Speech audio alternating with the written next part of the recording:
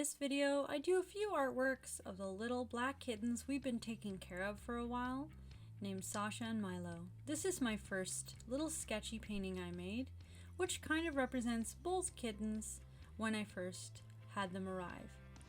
It's not perfect, and I'm going to end up doing some liquefy situations to make the nose smaller near the end because it's far too large, and it's just a general painting that is not one kitten or the other, but kind of represents both.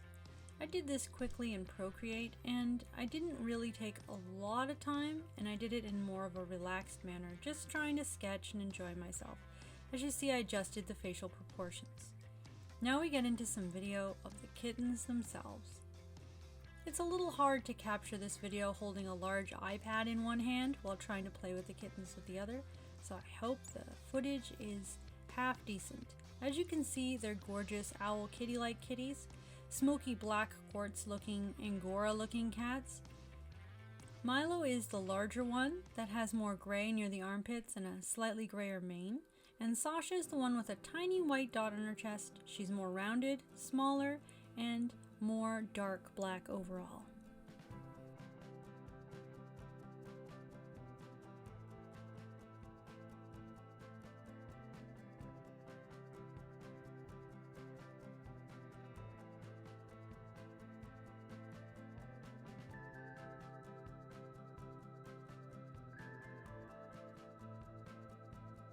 This is a play cube I got from Dollarama, and they absolutely love it. They play with it every day. They seem to prefer it over solid boxes that they can't see through because they can see through the play cube a little bit, and it has large open holes.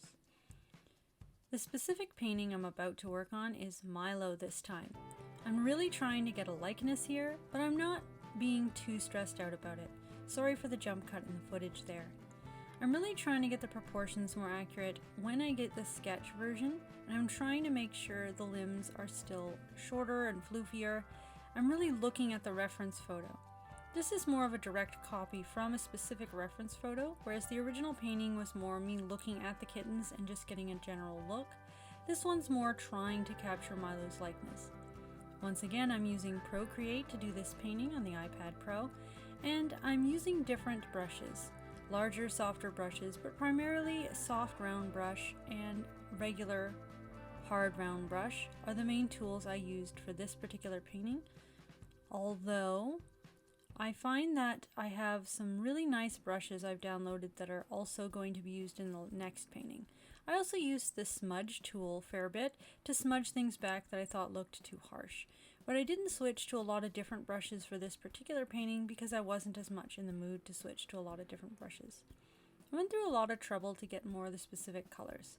Rather than copying the colors directly from the painting, I actually used a previously made color palette I had for a black horse that I thought was very similar and worked from there. Here's some more gorgeous shots of the beautiful little kittens, and I know this footage is not perfect, but it does get the idea of them. And the sunlight was shining through the window really well. This is near a large sliding door window, so I was able to get the natural sunlight in. It's really quite difficult to get film of the kittens while holding a large heavy iPad.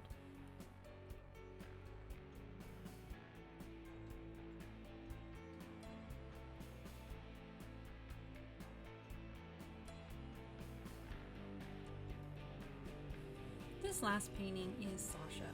This one was done a little bit later, much more recently, and I decided to really focus in and try to do a really good job. I had a really good reference photo I took by the same window from the video clips you've been seeing, with a toy that they also have and love. In fact, I put 2 toys in the scene. I intentionally composed even the initial photos I took for this, and I found the best one. I switched Sasha's gaze to look more directly at the camera or the viewer than even she was in the photos. And I took things out of the background that I didn't think added to the composition. I really enjoyed doing this piece overall, and I used lots of different brushes for it, rather than focusing on more just a couple brushes. The main brush I used to paint her and her fur is my very soft oil paint brush, which is a brush I made myself by modifying a brush I got as a free downloaded brush, and it's exceptionally good to paint soft fur. It's good for painting in general as well, depending on what mood you're in.